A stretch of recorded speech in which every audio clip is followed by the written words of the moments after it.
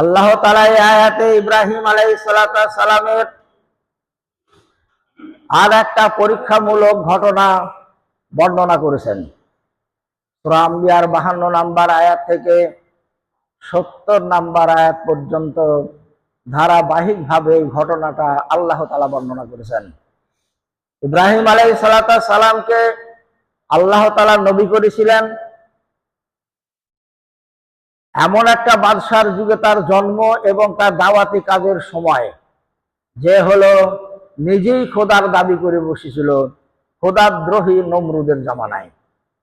ইব্রাহিম আলাইহিস সালাম সম্পর্কে আল্লাহ তাআলা বলছেন, ওয়ালাকাদ আতায়না ইব্রাহিমা, আমি ইব্রাহিম আলাইহিস সালামকে দিয়েছিলাম ইব্রাহিমা রুশদাহু মিন ক্বাবলু ওয়া কুননা বিহি আলিমিন, তাকে আগে থেকেই সত্য, সঠিক, দৃঢ়তার জ্ঞান আমি তাকে দিয়েছিলাম। ওয়া কুননা বিহি আলিমিন, এবং পৃথিবীতে সে কোথায় কি করছে, তার সঙ্গে কে কোন আচরণ করছে, এগুলো আমি পর্যবেক্ষণ করতাম। আমি তাকে দেখতাম কে কার সাথে, তার সাথে কে কেমন আচরণ করছে। এই সমস্তগুলো আল্লাহ তাআলার বক্তব্য ইব্রাহিম আলাইহিস সালাম সম্পর্কে। তারপরেও তার জাতির মধ্যে তাকে কাজ করার ইখতিয়ার দিয়ে দেওয়া হয়েছিল।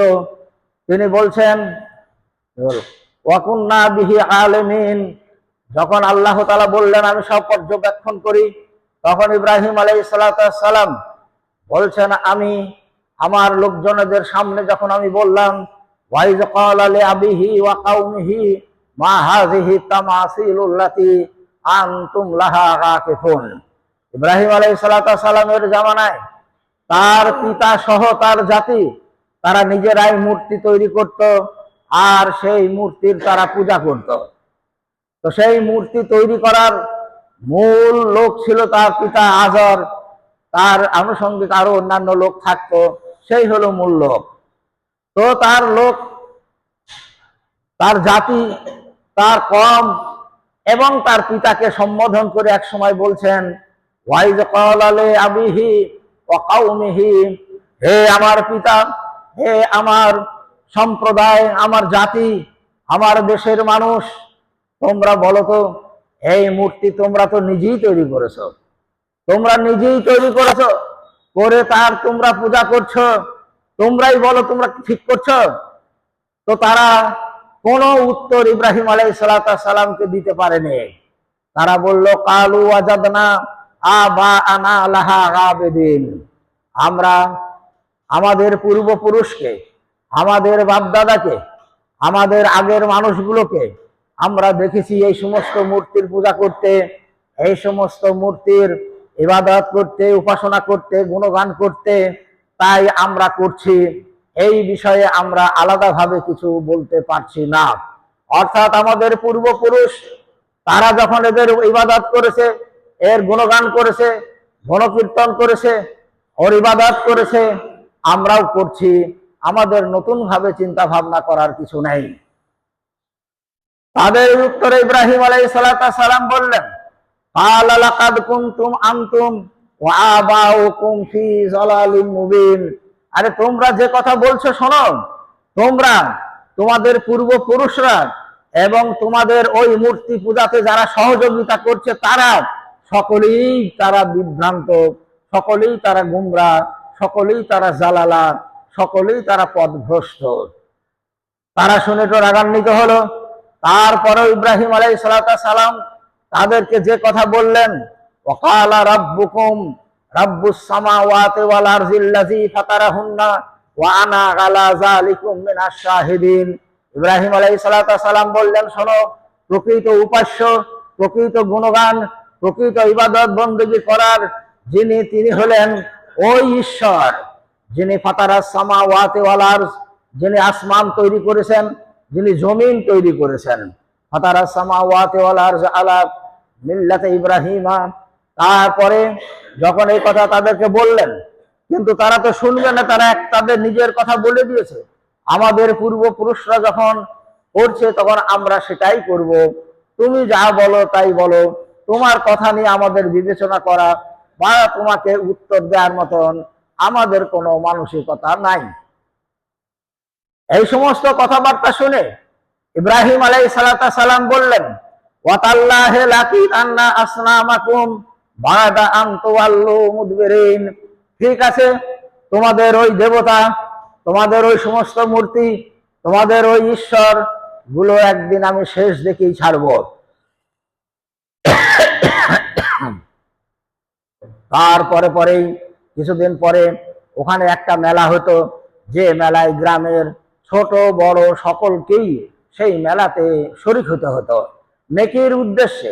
আমাদের এখানে যেমন ঈদ হয়, ঈদের নামাজে ছোট বড় সকলেই ঈদগাহে নেকির উদ্দেশ্যে যেমন উপস্থিত হয়, তাই নমরুদের জামানায় ইব্রাহিম আলাইহিস সালামের সময়ে জাহেলদের কাফেরদের একটা মেলা হতো, সেই মেলায় তাদের সবকেই যেতে হতো। পাড়া প্রতিবেশীর লোক, গ্রামের লোক, বাড়ির লোকেরা ইব্রাহিম আলাইহিস সালামকে বলল, হে ইব্রাহিম, আজকে তো আমাদের সেই মেলায় যাওয়ার দিন, চলো আমাদের সবাই মিলে একসঙ্গে যাই আর আমরা সেই উৎসব পালন করে আসি। ইব্রাহিম আলাইহিস সালাম বললেন, ইন্নী সাকিমুন, অর্থাৎ তোমরা যেদিকে এগিয়ে যাচ্ছ আর তোমরা যা করছো সেটা আমার পক্ষে সম্ভব নয়।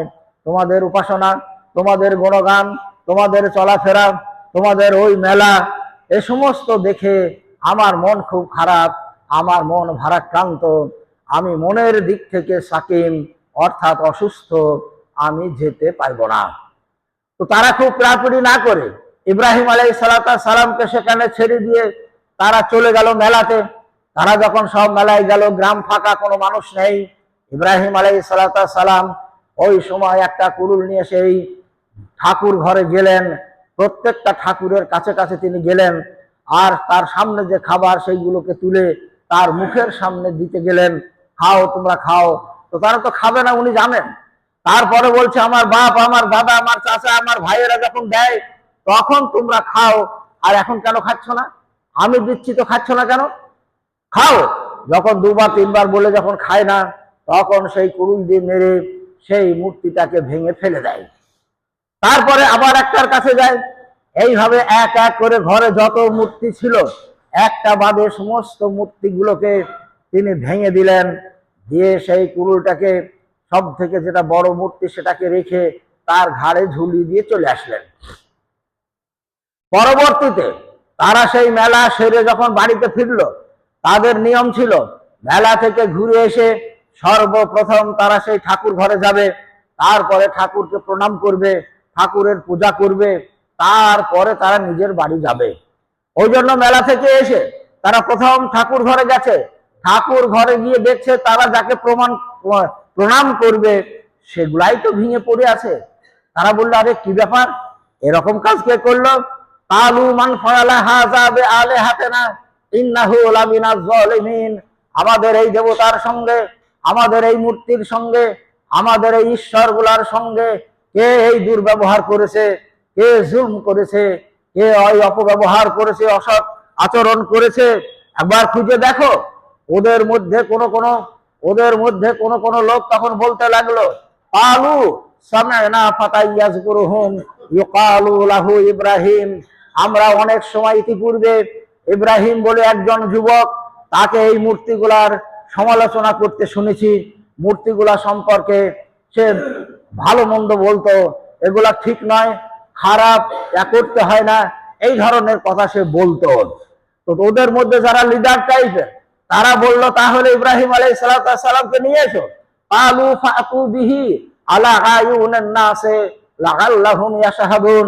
তোমরা ইব্রাহিম আলাইহিস সালামকে জনসাধারণের সামনে নিয়ে এসো, জনসাধারণের সামনে তাকে জিজ্ঞাসা করা হবে সে এই মূর্তিগুলো কেন ভেঙেছে কিনা, আর যদি ভেঙে থাকে তাহলে কেন ভেঙেছে, এ সমস্ত তাকে জিজ্ঞাসাবাদ করা হবে। সে যা উত্তর দেবে জনসাধারণ সকলেই তা শুনবে। তাদের কথা মতো ইব্রাহিম আলাইহিস সালামকে তাদের সেই জনসাধারণের সামনে নিয়ে যাওয়া হলো।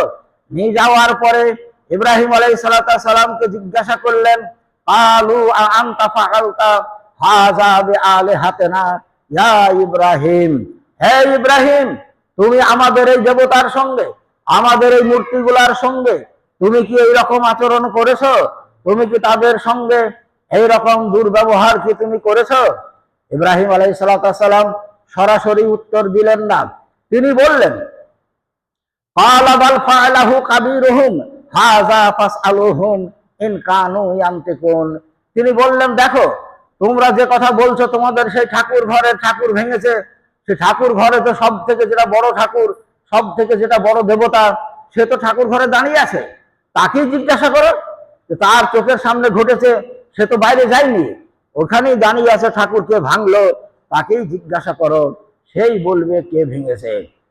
তখন এই উত্তর শুনে তারা বলছেন, ফারাজাহু ইলা আনফুসিহিম ফাকালু ইন্নাকুম আনতুমুজ জালিমুন। তারা যারা লিডার তারা বলছে, আরে বুঝতে পারছো না, চলো, আর জিজ্ঞাসা করে কোনো লাভ নেই, উনিই করেছেন। তা না হলে কি করে বলছে? আমাদের দেবতা কি কথা বলতে পারে? ও তো ভালো জানে দেবতা কথা বলতে পারে না, ও তো আমাদের তৈরি, তাহলে ওকে জিজ্ঞাসা করতে কেন বলছে? ওই করেছে সেই জন্য, ও তো কথা বলতে পারবে না। ফারাজাহু ইলা আনফুসিহিম ফাকালু ইন্নাকুম আনতুমুজ জালিমুন সুম্মা নুকিসু আলা রুউসিহিম লাকাদ আলিমতা মা হাউলাই ইয়ান্তিকুন। তারা বলছে, তোমরা নিজেদের কাছে চলো, নিজেদের আমাদের এলাকায় গিয়ে আমাদেরকে পরামর্শ করতে হবে, এরপরে কি করা যায়। এতে আমরা ভালো বুঝতে পেরেছি ইব্রাহিম আলাইহিস সালামের কাজ উনিই ভেঙেছেন, যার জন্য এই রকম ঘুরিয়ে ফিরিয়ে উত্তর দিচ্ছেন। এই সমস্ত কিছু নিয়ে তাদের গোল টেবিল হলো, বড় সুরা বসলো, তাদের মধ্যে মিটিং হলো। মিটিং এ যে সিদ্ধান্ত হলো সেটা হলো, আমাদের এই খবরটা ইব্রাহিম আলাইহিস সালাম সম্পর্কে নমরুদের কাছে খবরটা পৌঁছে দেওয়া দরকার। আমাদের যিনি বাদশাহ, দেশের যিনি মালিক, দেশের যিনি রব, তার কাছে এই খবরটা পৌঁছে দেওয়া দরকার। তিনি যা সিদ্ধান্ত নেবে তাই হবে। তো যাই হোক, এই খবর নমরুদের কাছ পর্যন্ত তারা পৌঁছে দিল। নমরুদের কাছে পৌঁছে দিয়ে নমরুদ শুনলো, শুনে বলছে, আমার দেশের অধিবাসী, আমার দেশের ঠাকুর মূর্তি, ঠাকুর ঘর কে এই রকম আচরণ করেছে? তার এত বড় সাহস আছে, তার এত বড় হিম্মত যে আমার ঠাকুর ঘরে আমার দেশের মানুষ সে এটাকে ধ্বংস করেছে। নিয়ে এসো তাকে, এখানে তুলে নিয়ে এসো। নমরুদের কথা মতো সেই সমস্ত লোকেরা ইব্রাহিম আলাইহিস সালামকে সেখানে তুলে নিয়ে গেল। তার আগে ইব্রাহিম আলাইহিস সালাম তাদেরকে বললেন, দেখো তোমরা যা করছো, আলা ফাতাবুদুনা মিন দুনিল্লাহি মা লা ইয়ানফাউকুম শাইয়্যান ওয়া লা ইয়াযুররুকুম। তোমরা যার পূজা করো, তোমরা যার উপাসনা করো, তোমরা যার গুণগান করো, সে তো তোমাদের কোনো উপকারও করতে পারে না, আবার তোমাদের কোনো ক্ষতি করতেও পারে না। তো যে উপকার করতে পারে না, যে ক্ষতি করতে পারে না, যে কোনো লাভ লস কিছু বোঝে না, তার উপাসনা তোমরা কেন করো? তাতে কোনো লাভ আছে? কোনো লাভ নাই। তো ইব্রাহিম আলাইহিস সালামের এই কথা শোনার পরে তারা বলল, আমাদের কাছে এর ফয়সালা সম্ভব নয়, রাজ দরবারে নিয়ে চলো, নমরুদের দরবারে গিয়ে এর ফয়সালা হবে। তাই তারা নমরুদের দরবারে তাকে নিয়ে গেল। নমরুদের দরবারে গিয়ে যখন নমরুদের সামনে ইব্রাহিম আলাইহিস সালামকে দাঁড় করানো হয়েছে, তখন ইব্রাহিম আলাইহিস সালাম নির্ভীক অবস্থায়, টেনশন মুক্ত তিনি দাঁড়িয়ে আছেন ইব্রাহিম আলাইহিস সালামকে কি বলে তাই দেখার জন্য। তারপর ইব্রাহিম আলাইহিস সালামকে যখন নমরুদ বলল, আচ্ছা তুমি এই সমস্ত কাজ করে বেড়াচ্ছ, কথা বলে বেড়াচ্ছ, বলো তো তোমার রব কে? তখন তিনি বললেন, আমার রব রাব্বি আল্লাযী ইউহয়ী ওয়া ইউমীতু। আমার রব হলেন উনি যিনি মৃত্যুকে জীবিত করেন আর জীবিতকে মৃত্যু করেন, জীবন এবং মৃত্যু যিনি দান করেন, তিনিই হলেন আমার রব। ক্বালা আনা উহয়ী ওয়া উমীতু। সঙ্গে সঙ্গে সে বলল, আমিও তো জীবিত করতে পারি, আবার মৃত্যু করতে পারি। সে একজন মৃত্যুদণ্ড প্রাপ্ত আসামিকে নিয়ে এসে ছেড়ে দিল, বললো, দেখো আমি জীবন দান করলাম, মরতো। আর একজন ভালো লোককে নিয়ে এসে তাকে হত্যা করে দিল, বলে মরার কথা ছিল না, আমি ওকে মৃত্যু দান করলাম। তাহলে মৃত্যু এবং জীবন আমিই দান করি। এই কথা শুনে ইব্রাহিম আলাইহিস সালাম বললেন, আন্না ইয়াতি বিশামসি মিনাল মাশরিকি। আমার প্রভু পূর্ব দিক থেকে সূর্য উদিত করেন, আপনি পশ্চিম দিক থেকে উদিত করুন। এই কথা শুনে হতভম্ব হয়ে গেল নমরুদ। দ্বিতীয় কোনো প্রশ্ন না করে চুপচাপ খানিক বসে থাকলো। তারপরে লোকজনকে বলল, গো শোনো, আমার সভা পরিষদে যারা আছো তারা শোনো, কালু হাররিকুহু ওয়ানসুরু আলিহাতাকুম ইন কুনতুম ফাইলিন। তোমরা এক কাজ করো, ইব্রাহিম যে কাজ করেছে তার মৃত্যুদণ্ডই হলো অনিবার্য, তার এটাই হলো সঠিক ফয়সালা। তাই ওকে মৃত্যুদণ্ড কিভাবে দেবা? ওর জন্য একটা অগ্নিকুণ্ড তৈরি করো, সেই অগ্নিকুণ্ডে ওকে নিক্ষেপ করে তারপরে ওকে তোমাদের চোখের সামনেও জ্বলে পুড়ে শেষ হয়ে যাবে। আর তোমরা তোমাদের দেবতাকে, তোমাদের দিনকে, তোমাদের ধর্মকে তোমরা সাহায্য করতে পারবা। তো নমরুদ যখন তার পার্লামেন্টে সভা আলোচনা করার পরে এই সিদ্ধান্ত যখন দিল, তারা খুব সংক্ষেপে বলে দিচ্ছে, লম্বা চওড়া ঘটনা আছে। তো তারা একটা অগ্নিকুণ্ড করার জন্য একটা এলাকা ঠিক করলো, মাঠে বিরাট মাঠ, সেখানে দেশের মানুষকে বললো তোমরা এক কাজ করো, এখানে তোমরা সমস্ত জ্বালান যে যেমন পারবা নিয়ে এসে জমা করো। দীর্ঘদিন ধরে সেখানে জ্বালান জমা করা হলো। তারপরে দেখা গেল মাঠ ভর্তি হয়ে গেল জ্বালানে। সেই জ্বালান এবার চতুর্দিক থেকে কয়েকদিন ধরে আগুন সেখানে জ্বালানো হলো। তার ভিতরে ইব্রাহিম আলাইহিস সালামকে ফেলা হবে। এইবার আগুন যখন দাউ দাউ করে জ্বলছে, তখন আর ফেলার উপায় নেই, আগুনের তাপে তার পাশে কেউ আর যেতে পারছে না। ইবলিস তখন মানুষের রূপ নিয়ে এসে তাদের পরামর্শ দিল নমরুদকে যে আপনারা এক কাজ করুন, মিনজাক তৈরি করুন, ওই চরক তৈরি করুন, তাতে ইব্রাহিমকে উঠিয়ে দেবেন। আর ইব্রাহিমকে তখন ঘোরাইতে ঘোরাইতে দড়িটা কেটে দেবেন, একবারে আগুনের মাঝখানে গিয়ে পড়বে, ওর উঠে আসার রাস্তা থাকবে না, ও সেখানে গিয়ে সেখানে পুড়ে মরে শেষ হয়ে যাবে। তাই করা হলো। সেই মিনজাক তৈরি করে ইব্রাহিম আলাইহিস সালামকে মিনজাকে উঠানো হলো। তারপরে সেই দড়ি ঘোরাবে কে? দড়ি ঘোরাবার দায়িত্ব পড়লো ইব্রাহিম আলাইহিস সালামের পিতা আজরের উপরে। আজর পিতাই ছেলেকে বাঁচায়, কিন্তু পিতাই নমরুদের নির্দেশে সেখানে সেই মিনজাক ঘুরাইতে ঘুরাইতে ইব্রাহিম আলাইহিস সালামকে সেখানে নিক্ষেপ করা হলো। আল্লাহ তাআলা বললেন, কুলনা ইয়া নারু কুনি বারদাও ওয়া সালামান আলা ইব্রাহিম। এই আগুন, আমি তোমার যেমন দাহিকা শক্তি দিয়েছি, আমি যেমন তোমার পুড়িয়ে দেওয়ার ক্ষমতা দিয়েছি, ইব্রাহিম আলাইহিস সালামের জন্য তোমার সেই দাহিকা শক্তি আমি ছিনিয়ে নিলাম। তুমি ইব্রাহিম আলাইহিস সালামের একটা পোশাক পর্যন্ত তোমরা পোড়াতে পারবে না। তাই হলো, ওরা দূর থেকে দেখছে, বড় ঘটনা যাই হোক এত সংক্ষেপে বলে দিই, তারা দূর থেকে দেখছে যে ইব্রাহিম আলাইহিস সালাম মাঝখানে যেখানে পড়েছে সেখানে একটা পার্ক তৈরি হয়েছে, সেখানে একটা পার্ক তৈরি হয়ে গেছে, ফুল গাছ, বসার জায়গা, ঘোরার জায়গা, সুন্দর একটা জায়গায় তিনি বসে আছেন। ওরা দূর থেকে দেখছে। 40 দিন তার ভিতরে থাকার পরে ইব্রাহিম আলাইহিস সালাম সেখান থেকে বাইর হয়ে আসলেন। বাইর হওয়ার পরে আবার তার গতি শুরু হলো, সেখান থেকে তিনি চলে গেলেন। যাই হোক, নমরুদরা এত ব্যবস্থা করার পরেও ইব্রাহিম আলাইহিস সালামকে মারতে পারেনি। এটাই হলো, আল্লাহ যাকে রাখে তাকে কে মারে, আর আল্লাহ যাকে মারে তাকে কে রাখে। ইব্রাহিম আলাইহিস সালামকে অত ব্যবস্থা করার ভিতরেও আল্লাহ তাআলা তাকে রক্ষা করেছিলেন। আল্লাহ তাআলা তার সমস্ত বান্দাকে ইচ্ছা করলে সকলকেই তিনি রক্ষা করবেন, শুধু আল্লাহকে সঠিকভাবে ধরা দরকার। তো আল্লাহ তাআলা আমাদেরকে তৌফিক দান করুক, আমাদেরকে যেন সেইভাবে আল্লাহ তাআলা আমাদেরকে রক্ষা করেন।